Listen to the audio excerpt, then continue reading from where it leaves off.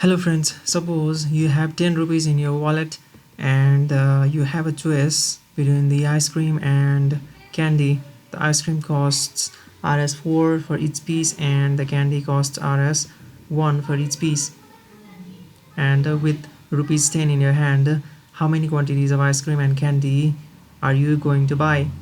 So this is a problem that is related with the maximization of utility or the satisfaction.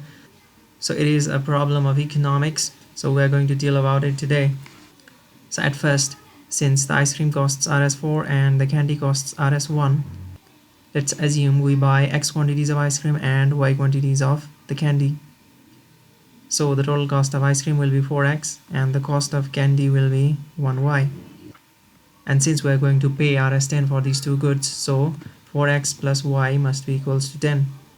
And we are given the utility function for these two food items is given by the utility function u equals x squared times y cubed. The utility means nothing but the satisfaction that you obtain by consuming these goods.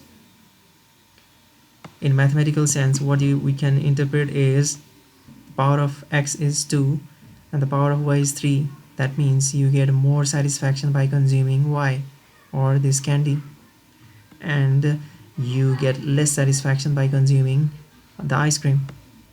So to solve this problem, we need to maximize this function, utility function.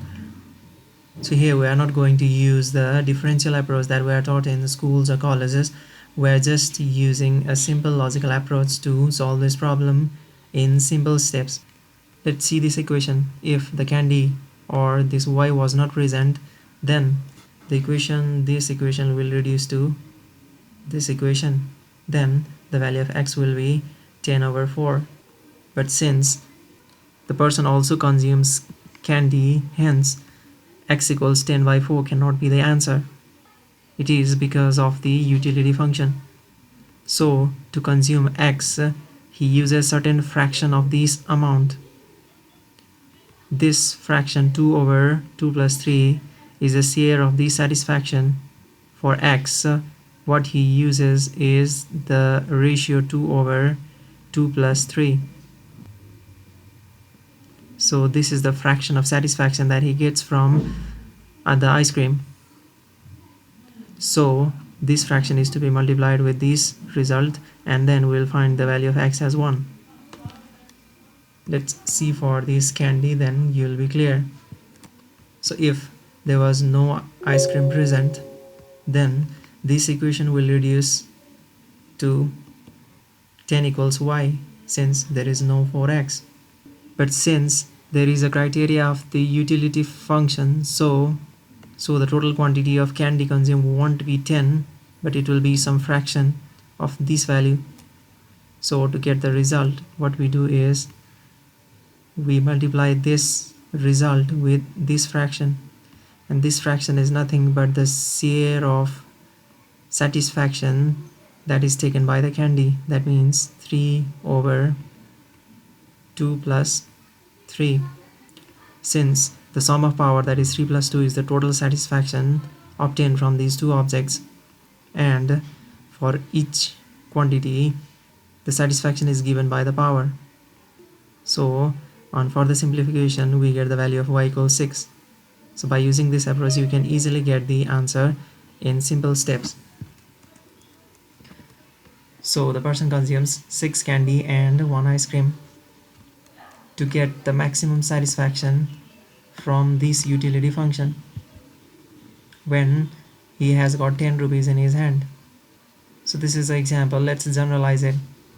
Suppose the utility function is given by this equation such that the share of utility by consuming x is given by the power a, and the share for the quantity y is given by the constant b. And also, suppose a person has got money of m, and let's say the price of quantity x is px and the price for quantity y is py, and x and y represent the number of quantities of those commodities. Then by the approach that we have just discussed, when y is not present, this equation reduces to m equals to px times x. then the value of x would have been this value, but it should be multiplied with the fraction of the share of satisfaction from x in this relative function. So it is multiplied with this result. So the quantity of x will be in this form. And in the same way, when x was not present, this equation will reduce to m equals py times y. Therefore, y equals to m by py times this fraction, and this fraction is nothing but the share by consuming y. So this will be the result for x, and this will be the result for y. And it is only useful when we are going to find the answer in exams, or sometimes we need to check the result. So first, what I suggest is you need to understand the differential approach of finding the result and then only use this method. So thanks for watching.